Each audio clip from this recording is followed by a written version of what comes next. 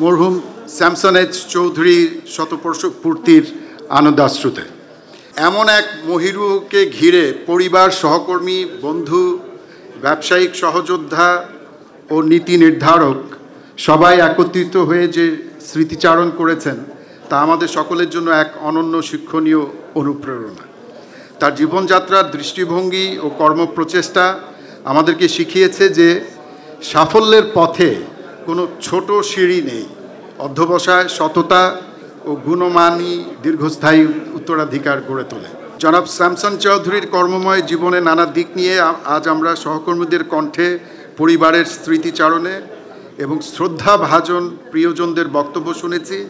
প্রতিটি অভিজ্ঞতা আমাদের মনে করিয়ে দেয় যে তিনি শুধু একজন সফল শিল্প গ্রুপের প্রতিষ্ঠাতাই নন, তিনি ছিলেন উদ্যোক্তা সমাজের নেতৃত্বের প্রতীক, যিনি ব্যবসায়িক উদ্ভাবনা ও মানবিক দায়িত্বশীলতাকে এক সূত্রে বেঁধেছেন।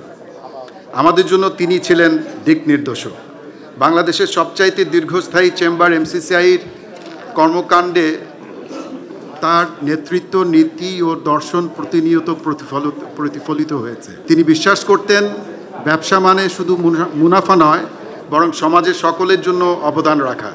এ কারণেই তার উত্তরাধিকার আজও আমাদেরকে প্রেরণা যোগায়, আগামী প্রজন্মের উদ্যোক্তাদের জন্যে আলোকবর্তিকা হয়ে থাকেন।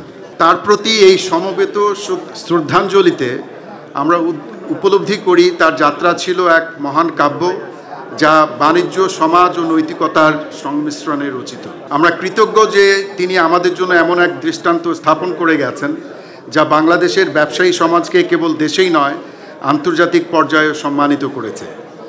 এমসিসিআইয়ের পক্ষ থেকে আমি গভীর শ্রদ্ধার সাথে তার প্রতি কৃতজ্ঞতা জ্ঞাপন করছি।